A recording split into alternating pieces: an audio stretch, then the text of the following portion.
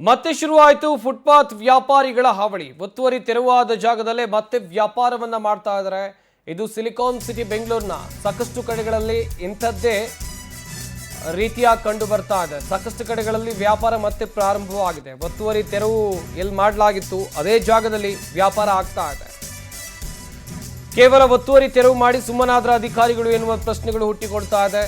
Majestic metro station ಬಳಿ ಮತ್ತೆ footpath ವ್ಯಾಪಾರ ಶುರುವಾಗಿದೆ. ಫುಡ್ ಟ್ರಕ್ಗಳಲ್ಲಿ ವ್ಯಾಪಾರ ಮಾಡೋಕ್ಕೆ ಶುರು ಮಾಡಲಾಗಿದೆ.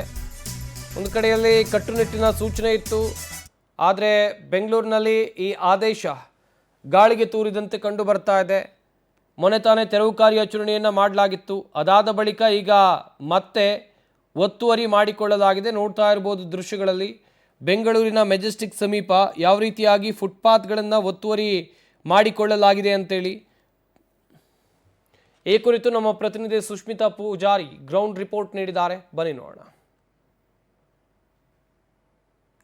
ವ್ಯಾಪಾರಿಗಳ ಒತ್ತುವರಿ ಆಗ್ತಾ ಇರುವಂತದ್ದು ಪ್ರಮುಖವಾಗಿ ಮೆಜೆಸ್ಟಿಕ್ ನ ಮೆಟ್ರೋ ಸ್ಟೇಷನ್ ಇದೆ. ಈ ಒಂದು ಮೆಟ್ರೋ ಸ್ಟೇಷನ್ ಕೂಡ ಸಾಕಷ್ಟು ಜನ ವ್ಯಾಪಾರಿಗಳು ಇಲ್ಲಿ ವ್ಯಾಪಾರವನ್ನ ಮಾಡ್ತಾ ಇದ್ದಾರೆ. ಕಳೆದ ಒಂದು ತಿಂಗಳ ಹಿಂದೆ ಇಲ್ಲಿ ವ್ಯಾಪಾರವನ್ನ ಮಾಡಬಾರ್ದು ಅಂತ ಹೇಳಿ ಜಿಬಿಎ ಇಲ್ಲಿ ಒತ್ತುವರಿ ತೆರವು ಕಾರ್ಯಾಚರಣೆಯನ್ನು ಮಾಡಿಸ್ತಾ ಇತ್ತು. ಆದ್ರೆ ಇದೀಗ ಮತ್ತೆ ನಿಧಾನವಾಗಿ ವ್ಯಾಪಾರಿಗಳೆಲ್ಲರೂ ಕೂಡ ಇಲ್ಲಿ ಒತ್ತುವರಿಯನ್ನ ಮಾಡಿಕೊಂಡು ಆಹಾರವನ್ನ ಮಾರೋದಾಗಿರ್ಬೋದು ಅಥವಾ ಇನ್ನಿತರ ವಸ್ತುಗಳನ್ನ ಮಾರಾಟ ಮಾಡೋದಾಗಿರ್ಬೋದು ಇದೆಲ್ಲವೂ ಕೂಡ ಆಗ್ತಾ ಇದೆ. ಪ್ರಮುಖವಾಗಿ ಬೆಂಗಳೂರಿನ ಪಾದಾಚಾರಿಗಳಿಗೆ ಸುವ್ಯವಸ್ಥಿತವಾಗಿ ಫುಟ್ಪಾತ್ ಇರ್ಲಿ ಅನ್ನುವಂತಹ ಕಾರಣದಿಂದಾಗಿ ಈ ಒಂದು ಫುಟ್ಪಾತ್ ಒತ್ತುವರಿ ತೆರವು ಕಾರ್ಯವನ್ನ ಮಾಡಿಸ್ತಾ ಇರುವಂತದ್ದು ಜಿಬಿಎ.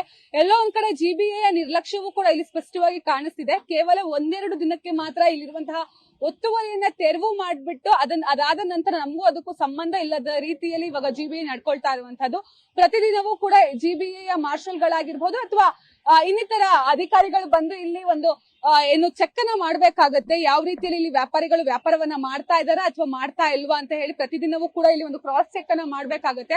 ಆದ್ರೆ ಇಲ್ಲಿ ವ್ಯಾಪಾರಿಗಳು ಮಾಡದೇ ಇರೋದು ಸ್ಪಷ್ಟವಾಗಿ ಕಾಣಿಸ್ತಾ ಇದೆ. ಜಿಬಿಎ ಅಧಿಕಾರಿಗಳ ನಿರ್ಲಕ್ಷ್ಯ ಇಲ್ಲಿ ಎದ್ದು ಕಾಣಿಸ್ತಾ ಇರುವಂತದ್ದು. ಕೇವಲ ಬೇಕಾಬಿಟ್ಟಿ ನಾವು ಒತ್ತುವರಿ ತೆರವನ್ನ ಮಾಡ್ತೀವಿ, ಅದಾದ ನಂತರ ನಮಗೂ ಅದಕ್ಕೂ ಸಂಬಂಧ ಇಲ್ಲ ಅನ್ನೋದು ರೀತಿಯಲ್ಲಿ ಅಧಿಕಾರಿಗಳು ನಡ್ಕೊಳ್ತಾ ಇರೋದ್ರಿಂದಾಗಿ ಮತ್ತೊಂದು ಮುಂದಿನ ದಿನಗಳಲ್ಲೂ ಕೂಡ ಇದು ಸಾರ್ವಜನಿಕರಿಗೆ ಬಹಳಷ್ಟು ತೊಂದರೆ ಆಗಿದೆ. ಹೀಗಾಗಿ ಒತ್ತುವರಿ ತೆರವು ಎಲ್ಲೆಲ್ಲಿ ಆಗಿದೆ, ವಾಪಸ್ ಅಲ್ಲಿ ವ್ಯಾಪಾರಿಗಳು ಬಂದಿದಾರಾ ಇಲ್ವಾ, ಪಾದಚಾರಿಗಳಿಗೆ ಎಷ್ಟರ ಮಟ್ಟಿಗೆ ಇದು ಸಹಾಯಕ ಆಗ್ತಾ ಇದೆ ಅನ್ನೋದ್ರ ಬಗ್ಗೆ ಅಧಿಕಾರಿಗಳು ಗಮನ ವಹಿಸೋದು ಕೂಡ ಅಷ್ಟೇ ಮುಖ್ಯ ಆಗತ್ತೆ. ಕ್ಯಾಮರಾ ಪರ್ಸನ್ ರವಿ ಜೊತೆ ಸುಷ್ಮಿತಾ ಪೂಜಾರಿ, ಪವರ್ ಟಿವಿ, ಬೆಂಗಳೂರು.